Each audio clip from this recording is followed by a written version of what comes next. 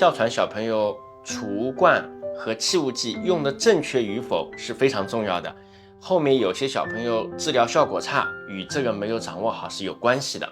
首先呢，我们做好手部的清洁，拿出罐子，拿出药品。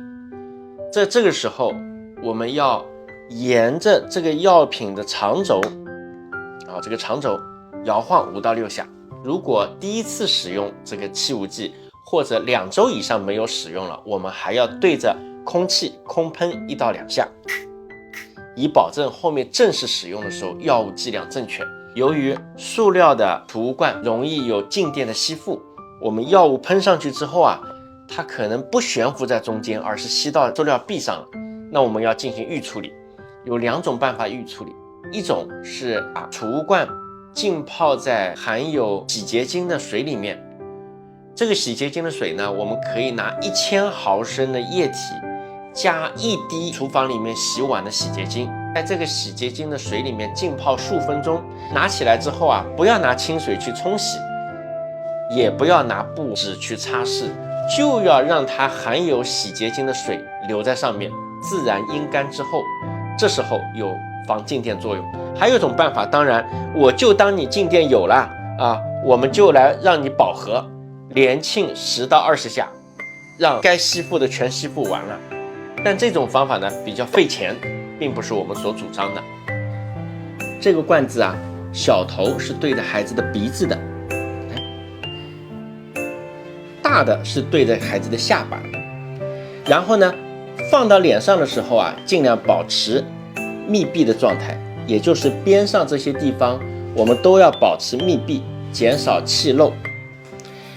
这边呢，打开盖子，插进去的时候请注意大头朝上，像烟囱一样的插在那里，大头是朝上的。这时候我们对着孩子的脸，另外一端用大拇指按一下，造成一次喷雾，自由呼吸30秒。家长这时候可以计数，数到30秒之后，这一次喷雾就完成了。如果还要进行下一次喷雾，比如说医嘱是每次2沁的，不是连续沁2下，而是按此再来一个循环，重新再喷一下，自由呼吸30秒。每次喷好之后我们要做2件事情。第一个，给孩子洗脸。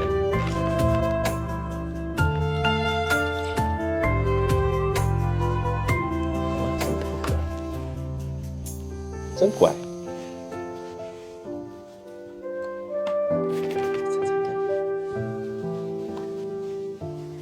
还要给孩子漱口，来噗噗，咕噜咕噜咕噜咕噜吐掉，咕噜咕噜咕噜，再来一次，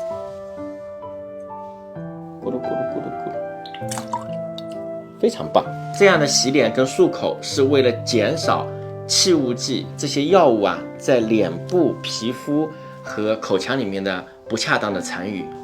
这个储物罐1个星期洗1次就可以了。洗好之后，我们按照前面讲的1000毫升里面加1滴洗洁精，让它浸泡几分钟，捞起来之后不冲洗不擦洗，自然阴干，这样就具有一定的防静电功能。什么时候要换这个储物罐呢？里面的一些判膜如果明显的掉落或者松动或者破坏，或者按照您买的这个储物罐它的使用说明到了期限，我们可以换一个。我们使用的气雾剂到底使用到什么时候可以丢掉换一个新的呢？不是喷到它没有水喷出来为止，而是要看它额定的有几沁。